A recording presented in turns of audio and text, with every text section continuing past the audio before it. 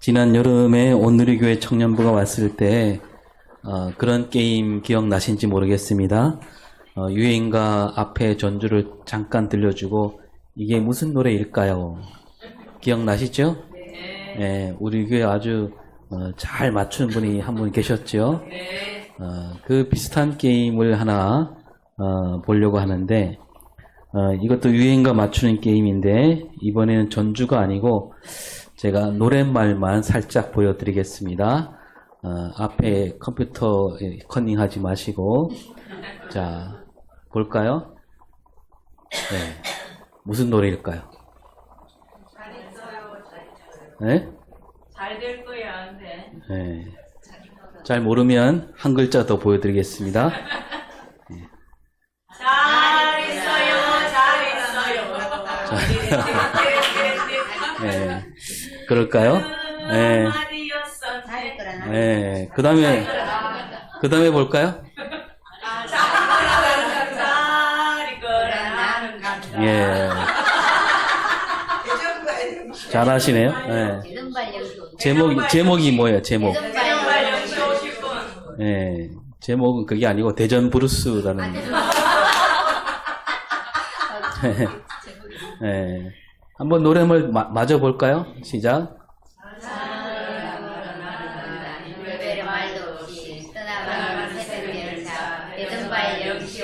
예, 이 대전에서 떠나는 열차인데 0시 50분에 떠난다. 그럽니다. 그러면 어디로 가는 열차일까요? 서울로. 그럴까요? 그 뒤 노랫말을 보겠습니다.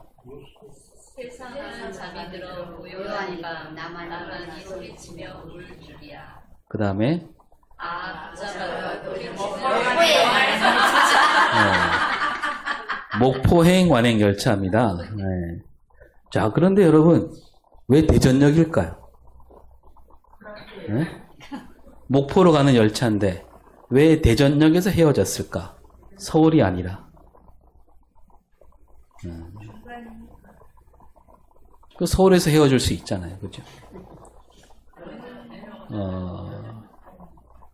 그 역사가 있습니다. 이 노래가 만들어질 때만 해도요, 서울에서는 광주, 목포로 가는 열차가 없었어요. 네, 서울에서 없었습니다. 경부선만 있죠. 그러니까 서울에서 부산으로 가는 열차만 있었고, 그러니까 광주에서 목포에서 이렇게 서울에 가려고 해도 바로 서울까지 못 가고 대전까지 가서 거기서 부산에서 올라오는 서울행 열차를 타야 하는. 그리고 또 서울에서 광주나 목포로 가려면 그 대전으로 가야 됩니다. 서울역에서 부산 가는 경부선을 타고 대전까지 가서 대전에 내려서 목포 가는 열차를 탔던 거죠. 고속도로도 마찬가지였습니다. 광주, 목포로 서울에서 가려면 경부선으로 일단 가야 됩니다. 부산 쪽으로 가다가 대전까지 와서 대전에 오면 회덕 분기점이 있어서 거기서 호남선 고속도로로 빠지는 거죠. 요즘은 서해안 고속도로로 바로 내려오는 길도 있기만 하지만 하여튼 그때는 그랬다는 거죠. 그러니까 광주나 목포를 가든 대구나 부산을 가든 반드시 어디를 거친다? 대전을 거쳐야만 했습니다. 그러다 보니 대전이란 도시가 커지는 거예요. 옛날에는 대전이 큰 도시가 아니었어요. 옛날에는 충청도에서 가장 큰 도시는 충주하고 청주였습니다. 그래서 충청도 아닙니까? 그 대전은 아주 작은 동네, 농촌, 밭농사만 짓는, 논도 아니고요, 밭농사만 있는 그런 농촌이었습니다.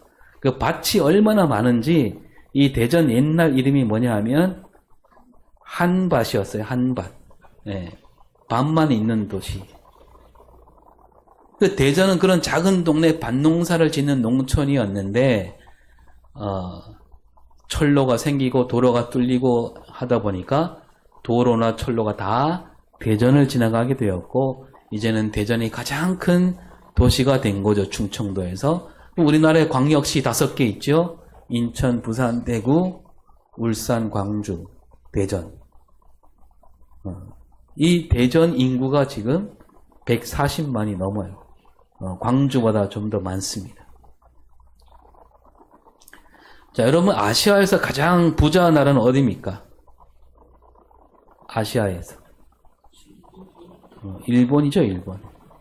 그 일본에서 가장 가까운 나라는 우리 대한민국이고. 그래서 일본, 아시아에 있는 여러 나라들은 다 일본과 이렇게 무역을 많이 할 수밖에 없습니다. 근데 이 일본과 아시아를 이어준 나라가 바로 우리 대한민국이죠. 그래서 우리가 저 북한하고 통일이 되지 않더라도, 하나가 되지 않더라도 서로 오갈 수 있는 그런 사이만 되더라도요, 우리는 지금보다 훨씬 더 살기 좋은 나라가 될 수 있습니다. 마치 모든 열차와 트럭이 대전을 거치듯이 우리나라를 거치게 된다니까요. 북한을 거쳐서 열차로 트럭으로 아시아에 있는 모든 물자와 자원이 우리나라로 들어오는 거예요. 여러분 부산에서 대마도까지 얼마 안 걸리죠? 길이가 51km입니다. 1시간 조금 더 걸려요. 여수에서 우리 거문도까지 몇 킬로? 110km예요. 절반도 안 되는 거리입니다. 그 일본에서 수출하는 물자가 그러면 어디로 오느냐? 부산으로 다 모이는 거죠. 그 부산에서 열차로 또 트럭으로 뭐 중국, 베트남, 몽골, 러시아, 카자흐스탄, 뭐 이란, 이스라엘, 뭐 프랑스, 독일, 이탈리아까지 다 가게 되는 겁니다. 그러면 어떻게 될까요? 우리나라가 막 일자리가 마구마구 생기고 뭐 저출산 고령화 금세 없어집니다. 그런데 그런 길을 두고 지금 뭐 전쟁이나 한번 해볼까 이러고 있으니 참 걱정입니다. 그러니까 대전은 호남선과 경부선이 만나는 자리가 되었고 우리나라 대한민국이 대륙과 해양이 만나는 자리가 되면 얼마나 좋을까. 우리에게 있는 성경, 이 성경 말씀은 뭐냐 하면 바로 하나님과 우리가 만나는 자리예요. 지난주에도 말씀드렸는데 저 옛날 로마 교황이 하나님과 우리를 이어주는 게 아니에요. 교회 전통이 이어주지 않습니다. 오직 이 성경 말씀 안에서 우리는 하나님을 만날 수 있는 겁니다. 그리고 여러분 성경 말씀 안으로 들어가 보면 구약이 있고 신약이 있죠. 구약과 신약이 만나는 자리는 어디입니까? 구약과 신약이 만나는 자리는 바로 예수 그리스도입니다. 예수님이 이 땅에 오셔서 하나님 나라를 외치셨잖아요. 예수님이 이 땅에 오셨을 때 율법만 붙들고 있는 사람들, 바리새인과 서기관들, 율법학자들은 예수님이 외치신 하나님 나라를 받아들이지 않았습니다. 그들은 예수님 보니까 자기들 보기에는 예수님이 구약 율법을 어긴다 이렇게 생각했습니다. 율법과 하나님 나라는 전혀 다르다. 율법과 하나님 나라는 결코 만날 수 없다 그랬어요. 예수님이 외치신 하나님 나라는 율법을 해치고 있다 그렇게 여긴 거죠. 그러면서 그들은 예수님이 하신 말씀 안에서 그 흠을 찾아내려 한 겁니다. 어디에서 저 율법을 어기는 걸까? 오늘 읽은 말씀도 그런 구절이 나오는데 그 말씀 앞에 가보면 바리새인들, 서기관들, 대제사장들, 헤롯 땅 사람들 이 사람들이 차례로 와서 예수님을 책잡으려 합니다. 저 예수란 사람이 하는 말 속에 틀림없이 율법을 어기는 구약 율법을 어기는 말이 있다. 그걸 찾아내려고 한 겁니다. 그러나 그들은 예수님을 어쩌지 못하고 돌아가지요. 그러다가 이제 사두개인들도 찾아옵니다. 이 사두개인들은 바리새인들과 좀 서로 각을 세우는 사람들이었지만 그들도 비슷해요. 예수님을 찾아와서 흠을 잡으려고 합니다. 오늘 새벽에도 잠깐 살펴보았지요. 이 사두개인들은 어떤 사람이냐? 부활이 없다 생각하는 사람들이죠. 왜냐하면 이 사람들은 오직 뭐만 성경이다? 모세 오경만 성경이다. 이렇게 생각하는 사람들. 여러분 모세 오경에는 부활이 나오지 않잖아요. 죽으면 어떻게 됩니까? 죽으면 조상에게로, 열조에게로 돌아간다. 그렇게 말씀하고 있을 뿐입니다. 그래서 이 모세 오경만 붙들고 사는 사두개인들이니까 부활을 믿지 않았고 또 믿으려 하지도 않았지요. 근데 예수님이 제자들에게 두어 차례 말씀하시잖아요. 내가 예루살렘에 올라가면 고난을 받고 죽임을 당하고 사흘 만에 살아나리라. 이런 말씀. 그 사두개인들이 어디서 그런 말씀을 들었나 봅니다. 그 사두개인들이 말하기를 좋아, 부활이 있다 치면 형이 자식이 없이 죽으면 동생은 그 형수를 아내에 맞아들여서 상속자를 세워야 된다. 그 율법을 이제 갖고 말하죠. 이 율법이 이제 신명기 25장에 나오잖아요. 사두개인들은 이 율법을 갖다 대면서 얘기합니다. 아들이 7이 있는데 첫째 아들이 혼인하고 아들 없이 죽고 둘째 아들이 형 아내를 자기 아내로 맞아들였는데 또 상속자 없이 죽고 그렇게 7째 아들까지 다 죽었다. 그리고 그 아내까지 나중에 죽었다. 그러면 나중에 부활 때 그러니까 7 아들이 다 다시 살아날 때 또 그 아내도 다시 살아났는데 그 아내는 누구 아내가 되겠느냐 이렇게 물었던 거 아닙니까? 어떻게 보면 참 어렵고 힘든 문제죠. 사두개인들 말대로라면 풀기 어렵습니다.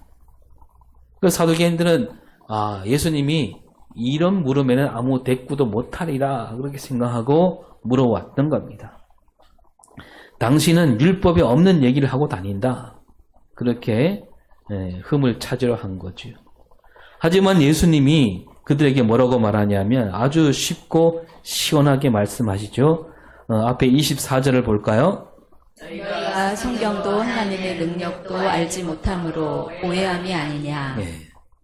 사두개인들 나무라고 있습니다. 너희들이 성경을 갖다 대고 있지만 성경을 잘 모른다. 성경을 모르니까 하나님 능력도 모른다라고 하시면서 가르쳐 주십니다. 그러니까 다시 살아날 때, 부활 때는 새로운 세상이 열린다 이거죠. 그때는 우리 몸이 지금 몸이 아니라 천사와 같은 몸이 된다. 우리 몸은 썩어질 몸이 아니고 신령한 몸이 된다. 따라서 그때는 우리가 지금처럼 장가를 가거나 시집을 가거나 그런 일이 없게 된다 이겁니다. 이 한 말씀으로 끝난 거죠. 그러니까 부활 뒤에 그런 골머리 앓는 일은 생기지 않는다. 굳이 더 말씀하지 않아도 이렇게 알아들을 수 있게 알려주시고 그리고 덧붙여 말씀하시기를 모세에게 나타나신 하나님은 아브라함에게 나타나셨던 이삭, 야곱에게 나타나셨던 그 하나님이다. 그러니까 아브라함과 이삭과 야곱이 살아있을 때 나타나셨다. 또 모세가 살아있을 때 나타나셨다.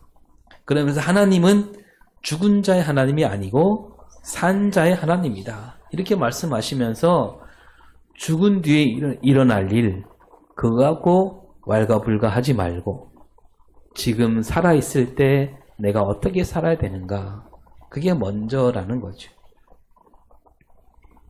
예수님은 사두개인들에게도 이렇게 전혀 없는 말씀을 갖다가 가르치지 않고 그들이 잘 알고 있는 말씀을 갖고 와서 그들에게 예수님의 그 가르침과 잘 이어주고 계시는 거죠.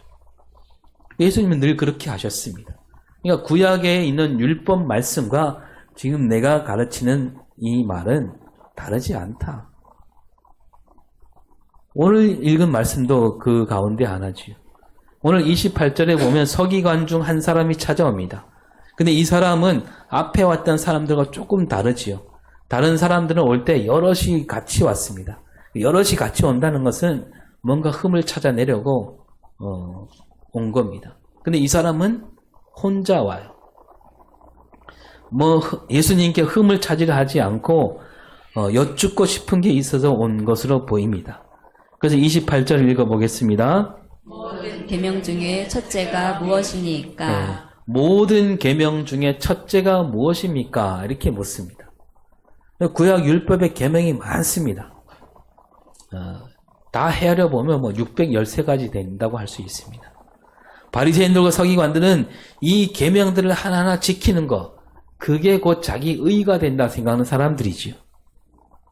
근데 이 사람은 뭐냐면 이 많은 계명, 이 계명들을 한 줄로 꿰는 하나님 뜻이 무엇인가 그걸 알고 싶어서 혹은 자기도 좀 알고 있는데 예수님이 어떻게 생각하는지 묻고 있는 거죠. 그래서 예수님이 29절에 시작. 는 이것이니 이스라엘아 들으라. 주 곧 우리 하나님은 유일한 주시라. 예수님은 아니나 다를까 신명기 구약에 있는 그 신명기 6장에 있는 말씀 갖고 말씀하고 계십니다. 그 구약 율법을 그대로 읊어주시면서 우리 하나님은 한 분밖에 없는 분이다.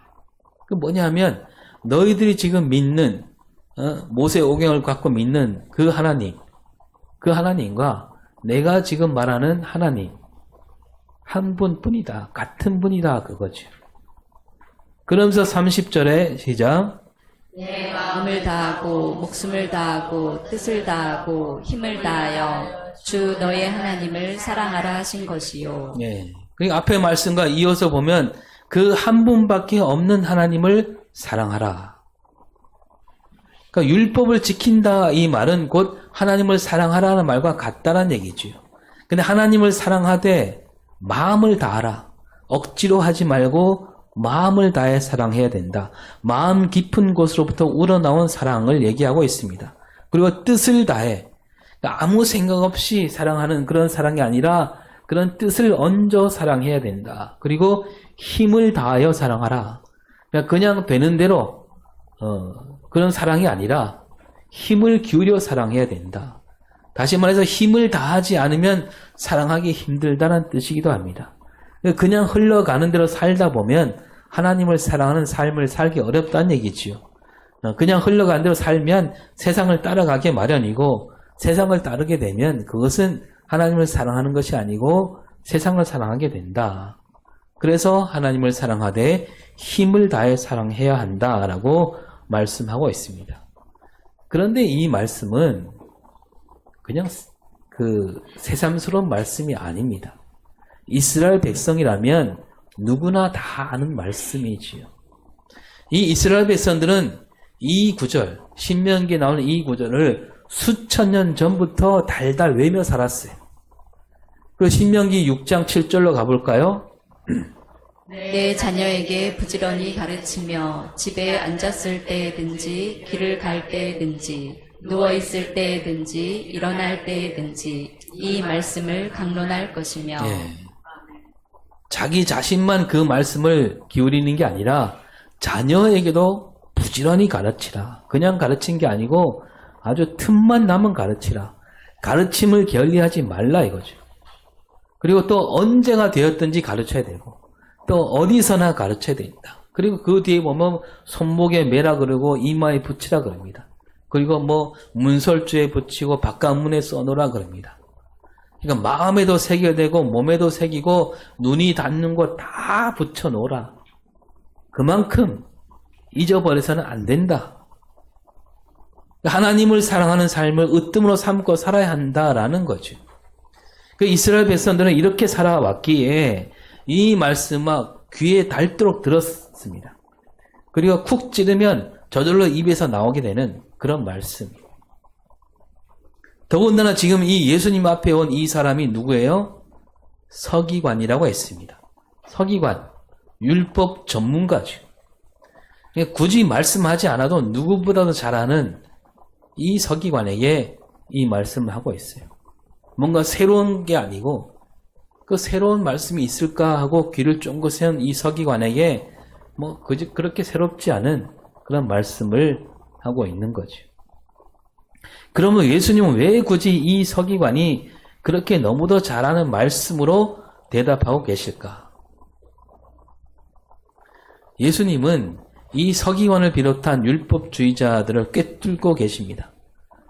그들은 이 말씀을 아주 잘 알고 있긴 하지만 그냥 겉으로만 알맹이가 없는 거칠애로만 여기는 사람들입니다. 이를테면요, 마가복음 7장에 보면 예수님이 말씀하시기를 이들이 내 부모를 공경하라 이 계명을 갖고 어떻게 쓰냐 하면 그냥 고루반하고 그 말로 퉁치고 있다라고 말씀하십니다. 부모를 공경하지 않고 고루반 그렇게 하면 다 된다는 거죠. 그러니까 하나님을 사랑하라 이 말씀도 이들은 그 뜻을 깊이 제대로 새기지 않고 입으로만 떼우고 있기에 예수님이 굳이 이 말씀을 들어서 말씀하시는데, 그러니까 하나님을 사랑하라 하신 이 말씀을 너는 잘 지키고 있느냐 이렇게 되묻고 계시는 겁니다. 그리고 하나님을 사랑하라 이 말씀에 담긴 뜻이 뭔지 아느냐? 여러분, 하나님을 사랑하라 이 말씀요 따지고 보면 정말 어려운 말씀이거든요.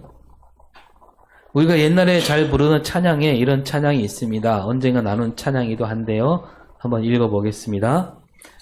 사랑을 줄 수 없을 만큼 가난한 자도 없고요. 사랑을 받지 않아도 될 만큼 부유한 자도 없어요. 예, 기억나시죠?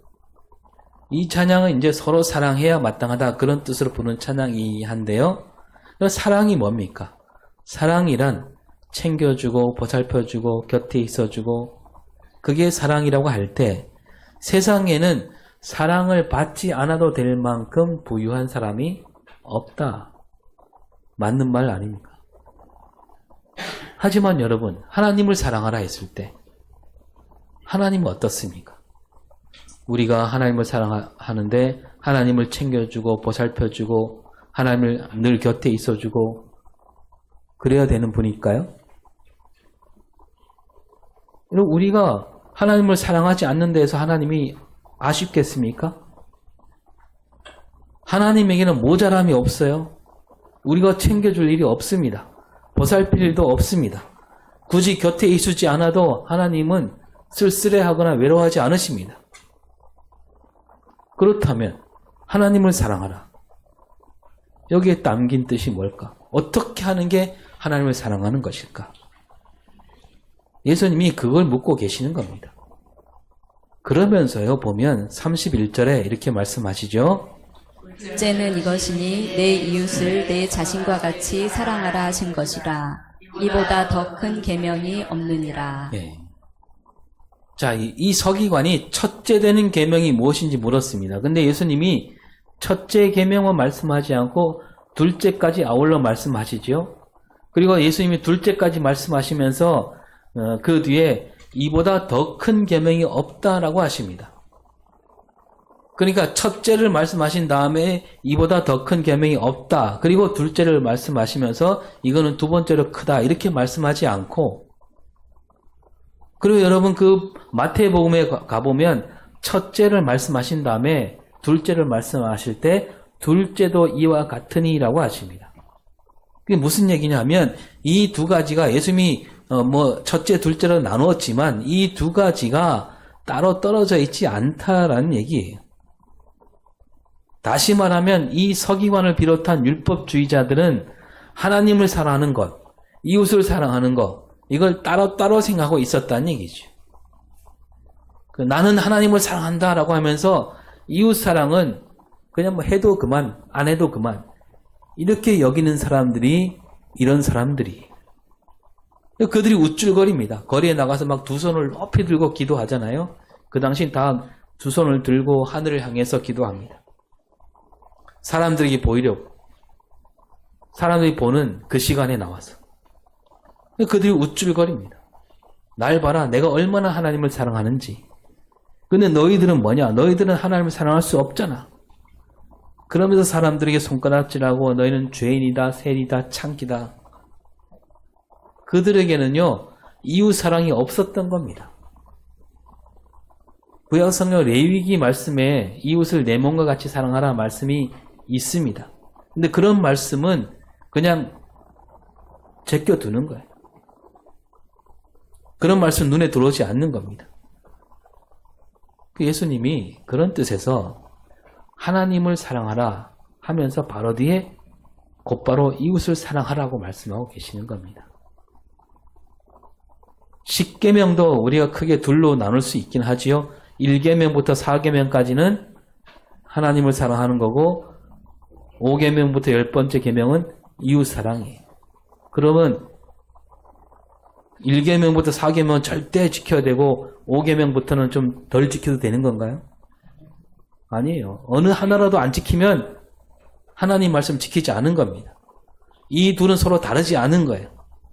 하나님을 사랑한다면 이웃도 마땅히 사랑해야 한다는 겁니다. 예수님이 나중에 비유로도 말씀하시죠.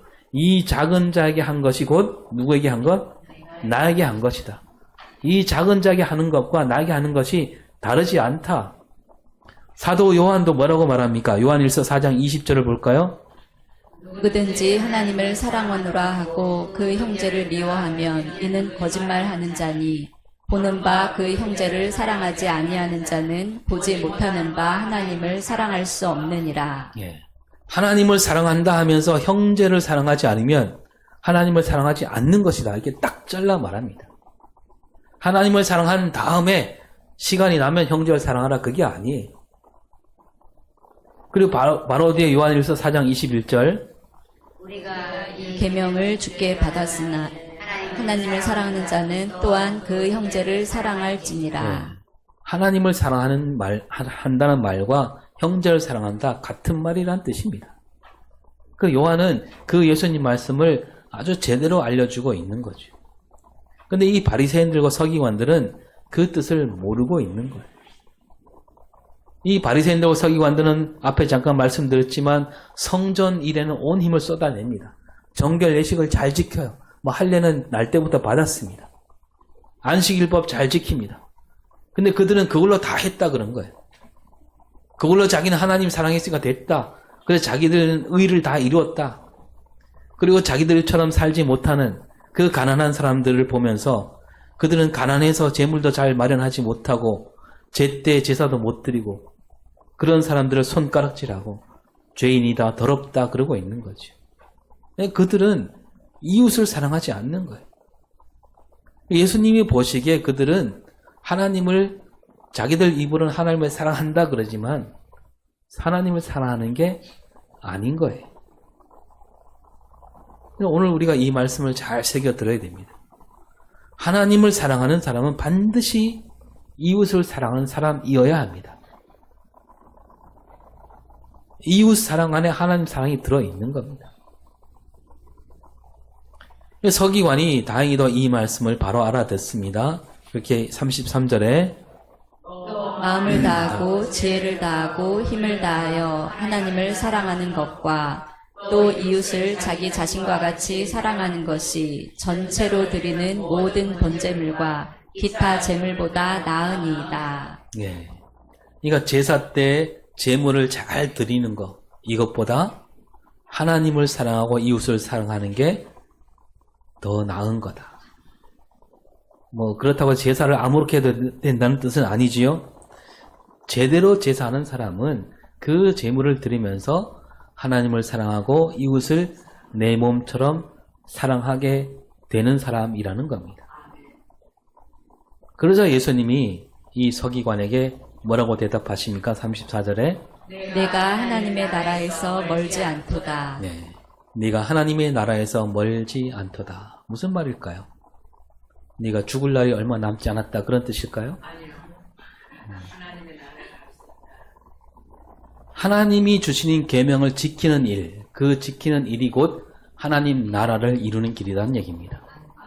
그 계명에 담긴 뜻을 바로 알아야 된다는 거죠. 율법에 있는 글자에 매이지 말고 그 글자 너머에 있는 하나님 뜻, 그 뜻을 바로 헤아리고 그 뜻을 바로 헤아리면 바로 하나님 사랑과 이웃 사랑이 나오는데 그것이 곧 하나님 나라를 이루는 일이라는 겁니다. 서기관이 모든 계명 가운데 첫째 계명이 무엇입니까? 라고 물었을 때 그 첫째라는 말은 하나님이 주신 계명, 그 안에 담긴 참 뜻이 무엇입니까? 그런 물음이 담겨 있는 거죠. 예수님이 첫째, 둘째 나누어 말씀하셨는데 이 첫째와 둘째 같은 말이 들어있잖아요. 같은 말이 뭡니까? 첫째도 있고 둘째도 있는 말, 바로 사랑이죠. 그게 뭐냐 하면 사랑이라는 말, 이 말 안에 하나님과 이웃이 같이 들어있는 겁니다. 사랑이란 말 안에 하나님과 사람이 만나는 거예요. 서로 사랑할 때 거기에 하나님이 계신다는 얘기입니다. 하나님은 저 지성소 안에만 계시는 분이 아니라 우리가 나가서 이웃을 사랑할 때 거기에 그 자리에 하나님이 계신다는 거죠. 그리고 예수님이 그 서기관에게 말하기를 하나님 나라에서 멀지 않도다. 서기관을 비롯해서 율법주의자들은 하나님이 앞에 말씀드린 대로 하나님이 주신 율법과 당신이 외친 하나님 나라가 다르다라고 생각했습니다. 예수님이 그게 아니다. 멀지 않다. 너희들이 그렇게 달달 외고 있는 율법, 그 율법에 담긴 참뜻은 사랑이고 그 사랑으로 이룬 나라가 하나님 나라다. 그러니 이 율법과 하나님 나라는 바로 이 사랑 안에서 만난다는 거죠. 그런 뜻으로 하나님 나라에서 멀지 않다라고 하신 겁니다. 사랑 안에서 하나님과 사람이 만나게 되고요. 사랑 안에서 저 구약 율법과 예수님이 외치신 하나님 나라가 만나게 된다는 겁니다. 그 사랑 안에서 하나님과 사람이 만난다. 사랑 안에서 구약 율법과 하나님 나라가 만난다. 이 말을 제가 수학으로 한번 풀어봤습니다. 수학하면 벌써 머리가 아프죠? 예, 산수부터 볼까요? 산수. 2 더하기 3은 얼마입니까? 5입니다. 여기까지는 산수예요. 자, 이제 긴장하시고 수학으로 넘어갑니다. 분수로 가보면 분수. 네. 2 더하기 3은 5인데 2분의 1 더하기 3분의 1은 뭘까요? 저게 쓰면 맞습니까? 네? 그냥 분모끼리 2하고 3 더하고 5, 저 위에 1 더해서 해서 5분의 2 이렇게 답이 나올까요? 이렇게 답이 나오면 수학이 아니겠죠? 네. 그렇게 할 수가 없습니다. 이 밑에 있는 분모를 같게 만들어줘야 돼요. 그래서 2와 3이 만나는 숫자를 찾아야 돼요. 그러려고 우리가 구구단을 외는 거죠. 구구단을 알면 2단에서는 어떻게 됩니까? 2단 볼까요? 2는 4, 2, 3은 2는 2, 2는 4, 2, 3은 6. 또 3단 보면 3, 1은 3, 3이 6. 어디서 만나요? 6에서 만나죠. 6. 그래서 뭡니까? 어떻게 해야 됩니까? 2를 6으로 만들려면 3을 곱해야 되겠죠? 그러면 그 위에 1에도 3을 곱해서 6분의 3이 되고 3을 6으로 만들려면 2를 곱해야 됩니다. 그럼 그 위에 분자에도 2를 곱하고 그럼 6분의 2가 되는 거예요. 그러면 이제 2분의 1 더하기 3분의 1은 6분의 3 더하기 6분의 2가 되고 여기서 이제 그대로 산수로 하면 되는 거예요. 6분의 3 더하기 6분의 2는 뭐가 되는 거예요? 6분의 5가 되는 거죠. 그 2분의 1에서 2가 하나님이라면 3분의 1에서 3이 사람이고 6은 뭘까요? 사랑인 거예요. 2와 3이 6에서 만나는 거예요. 2가 율법이고 3이 하나님 나라라면 6은 사랑이. 하나님과 사람이 사랑에서 만나고 율법과 하나님 나라는 또 사랑에서 만나는 겁니다. 오늘 우리는 예수님을 믿고 따르는 사람들입니다. 예수님이 외치신 하나님 나라를 일구는 일꾼들입니다. 그 하나님 나라를 이루는 길, 그 길은 딱 한 가지죠. 뭡니까? 사랑이에요. 여러분 하나님을 만나려거든 이웃을 사랑하시기 바랍니다. 하나님과 늘 함께하는 삶을 살려면 이웃과 늘 함께하고 그를 사랑하며 늘 곁에 있어주는 그런 삶을 살아가는 저와 여러분이 될 수 있기를 바랍니다. 기도하겠습니다. 하나님, 주님께서 우리를 사랑하셨듯이 우리도 늘 언제나 이웃을 사랑하는 자리에 서 있을 수 있도록 인도하여 주시옵소서. 그 사랑 안에서 하나님